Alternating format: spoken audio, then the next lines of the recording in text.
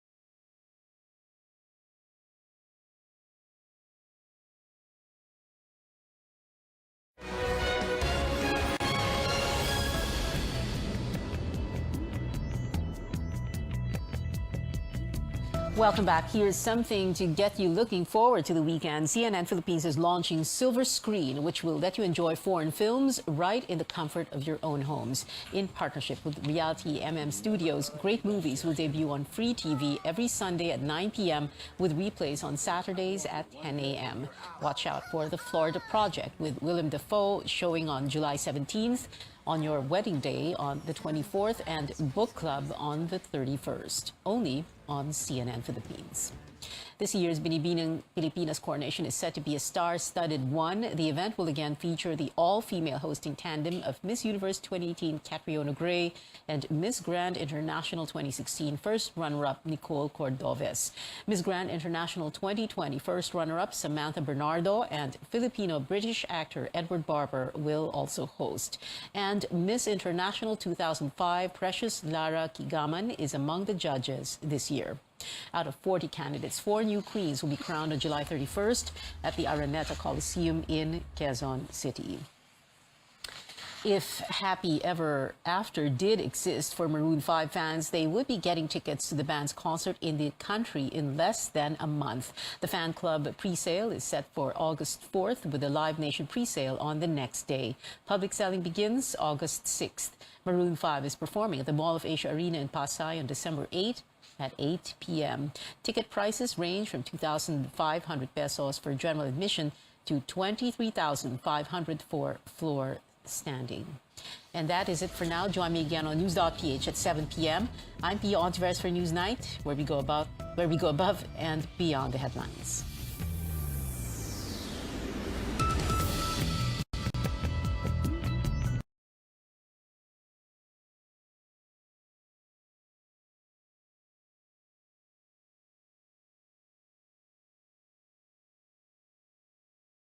Always start with warm-ups like stretching. When your muscles are flexible, it helps your body function smoothly from mobility, stability, and even strength. In this episode, we'll learn about the benefits of flexibility and strength and why stretching exercises are equally as important. I'm Dr. Freddy Gomez and welcome to MedTalk Health Talk, only here on CNN Philippines.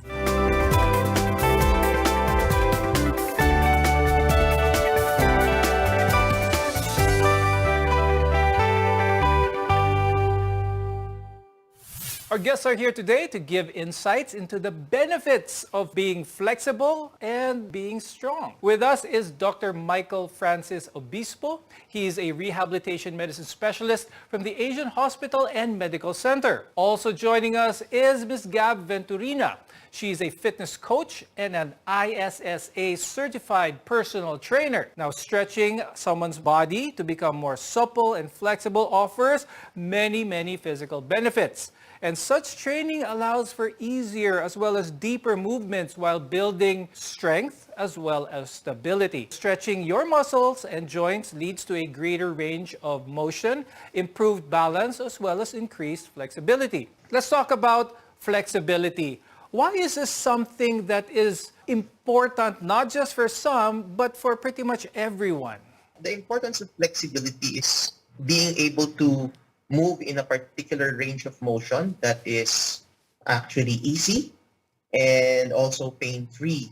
And if there is an ease in these movements, then it affects the coordination of a person's performance in doing different activities. Flexibility, it's actually affected by genetics and also by age. As we grow older, there will be a decrease in flexibility because your soft tissues and your joints are actually affected. A lot of people, when they hear the word flexible, they think of, prima ballerinas or track and field runners, who can do all these activities with a good range of motion. Does it solely involve the muscles? Does it involve our joints or both? It actually involves a combination of both. So it's not just one thing, but a combination of all three. So that includes your joints, your tissues, your tendons, as well as your ligaments.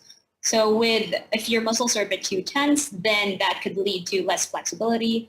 And if you have joints that aren't as mobile, then it'll make you less flexible as well. Does this automatically equate to being fit? When I say fit, I'm talking about ideal body weight, because we do have a lot of individuals who have a high BMI, but they are extremely flexible. Actually, given those are actually two different things. You can't necessarily say that a person who is flexible is a person with the best body composition, is a person who is really strong. Because you can actually have both, but you can also have just one or the other. So the perfect thing to do here is to try your best to achieve a certain balance. It does not necessarily make a flexible person a strong one or a strong person a flexible one.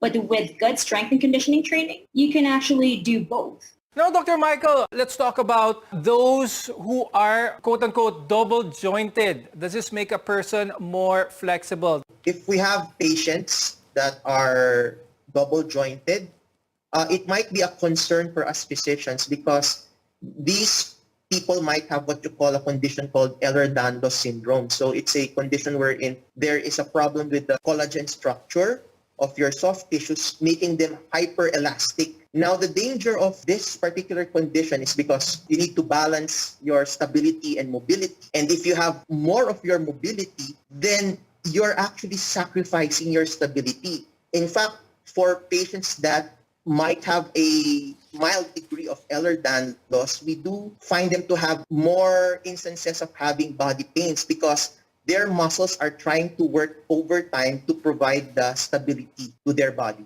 Now, increasing the flexibility of the muscle tendon unit promotes better performance. But how about reducing injuries? Dr. Michael, let's talk about some stretch receptors for a second here. What is the function why someone who tries to do, say, a leg split can only do it so much before they feel some pain, some tension in their muscles? These are your Golgi tendon organs and your muscle spindle fibers.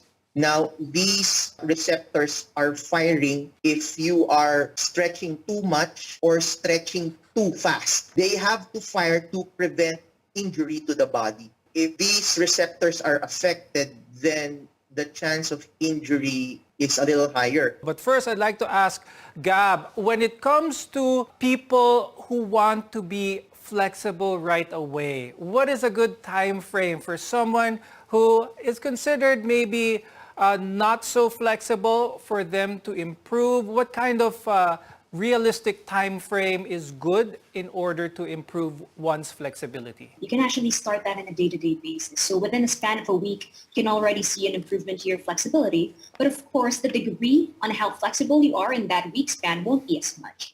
So if you actually want to see big changes, like really big changes, give yourself at least a month or up to 3 months, and you'll already see a much more significant difference in terms of your flexibility. Now, Gab, let's talk about posture. Doing yoga, practicing yoga, a good all-around way for someone to achieve both flexibility, stability, and balance? Or is there much more, is there a wider selection of activities? For yoga, I think it's actually an excellent way to be able to develop both your strength and your flexibility. But to address the other question, whether there is a bigger spectrum out there, there definitely is, actually. There definitely is. And one thing I would say is a good workout that they can do is calisthenics. Because in calisthenics, you can also work on both your flexibility, your mobility, and also your strength and endurance. Coming up, we'll discuss more on the importance of strengthening your body as well as what you can do effectively.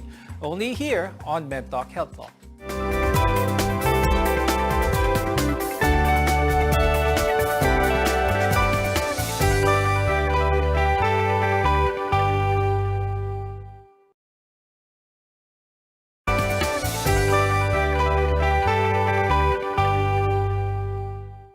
I'm Dr. Freddy Gomez and welcome back to MedTalk Health Talk, where caring is our calling. Now, we've discussed the importance of flexibility. Now let's discuss some of the importance of how to build that flexibility and some of the injuries that are common that may be helped if we were just a little bit more flexible. Let's talk about some of the common injuries na alam natin mga viewers. We have sprain injuries. What is a sprain? And would a sprain be avoided a little bit more if that person was just a little bit more flexible? A sprain, or rather the more common type of sprain that we encounter is the ankle sprain. Now, a sprain is a ligamentous injury. It can be a stretched ligament or it can be a torn ligament. A strain is when the involved injury is with the muscle. You can have a pulled muscle or you can have a torn muscle, so that is a strain. We know that whenever we try to build muscular strength, we need weight resistance in order to build muscular strength so people can lift objects. What type of strength are we talking about here when it comes to flexibility? Do we need to increase weight in order to be more flexible? Not necessarily. It's quite different with regard to flexibility.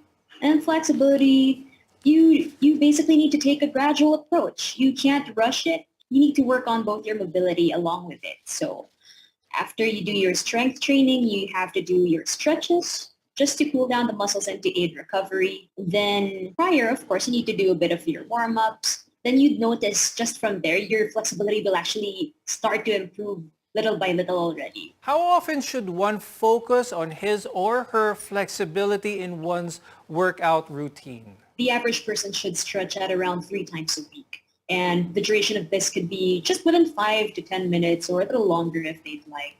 And ideally, you could do this before and after your workout. Before the workout, you do your dynamic stretches or the moving stretches. Then afterwards, you do the static stretches. It is, in fact, a warm-up as well. But in other instances, it's actually a cool down if you're doing the static stretching. Now, Dr. Michael, we were discussing with Gab about the benefits of flexibility and strength training as well. Let's talk about the strength involved in trying to achieve greater flexibility. Is the strength that we're talking about here more of coordination and stability? You mix the flexibility and the stability together through coordination. So, for example, if your patient is doing a lunge, So of course, if someone is doing a lunge, you're doing flexibility of the lower extremities while you're trying to achieve stability of your core muscles. The training allows the proper coordination of these muscle units in order to provide the movement that's safe for your patient. Will being more flexible offer some solution to those who experience low back pain? Will being more flexible be able to help in this situation? If there's a back pain, we always try to strengthen the core, but that's not entirely true. We have to strengthen the core and at the same time try to improve the flexibility of the spine. That's why we do a lot of exercises for these patients, some mobility exercises. And we also add flexibility exercises, especially of the pelvis and of the lower extremities, because most of these patients, they develop a back pain because there's a problem with the chain, hip, knees, ankles, and the lower back. So we need to treat the patient, as I mentioned a while ago, holistically. Now, Gab, when it comes to trying to achieve greater flexibility, will someone's metabolism be tapped into this as well? Will someone be able to have increased metabolism while they're trying to achieve increased flexibility? They're not exactly as connected as one may think. However, when it comes to building strength, that more actually improves your metabolism. So it's not really more on the flexibility, but more on strength and conditioning training. What would you advise those who would like to gain more flexibility but are not really looking for athletic performance for that matter? They're at their older ages, senior ages, they just want to feel a little bit better. For simple things that they can do, I would advise them that it'd be helpful to practice stretches. Even just the simple ones when they wake up or when they're trying to relax after a long day sitting from work. They can do their stretches, their static stretches or their dynamic stretches. And they should keep in mind that in a way it does help you with your daily life. Like for example, if you're trying to clean in the house and you want to lift some furniture, or if you're going to get your groceries out of the car and you're going to bring it home, so they won't have as much pain as an ordinary person would if they improve their flexibility. When we return, we'll give you tips on how to improve your flexibility and strength for your overall health. Only here on MedTalk Health Talk.